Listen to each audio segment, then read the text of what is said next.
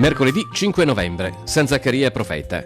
È il 309° giorno dall'inizio dell'anno. Ne mancano 56 al termine. Il sole sorge alle 6:55, tramonta alle 16:53. La luna si leva alle 16:13 e tramonta alle 4:53.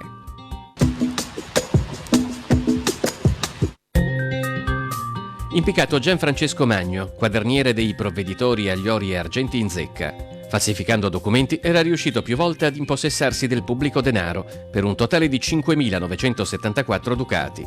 Fuggito all'estero, venne colpito il 25 settembre del 1753 da Bando Capitale. Venne scoperto 4 anni dopo in una casa di campagna sul Terraglio, la strada che porta a Venezia. Portato a Venezia e giustiziato.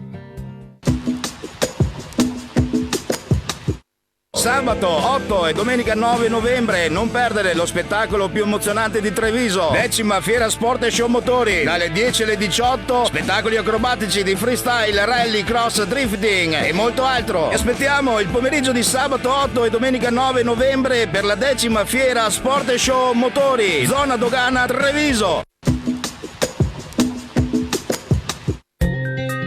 Vi aspettiamo alla festa di San Martin a Macerata sul Piave, sabato 8 e domenica 9 novembre. Sabato alle 20 cena de una volta alla mensa della scuola elementare. Domenica mercato dei prodotti agricoli, primo incontro del baratto, mercatino hobbisti, gonfiabili, spettacoli artisti di strada.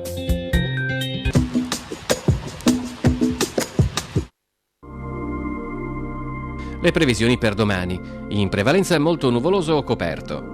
Precipitazioni sparse, a tratti anche diffuse, specie sui settori montani ed orientali fino al mattino. Dal pomeriggio fenomeni probabilmente più discontinui ed intermittenti con tendenza a diradamento da ovest.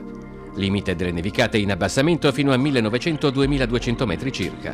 Temperature in moderato calo sulle zone pianeggianti, stazionarie o in leggera diminuzione su quelle montane. Venti in pianura deboli di direzione variabile, in quota da moderati a tesi dai quadranti meridionali, specie sui settori orientali.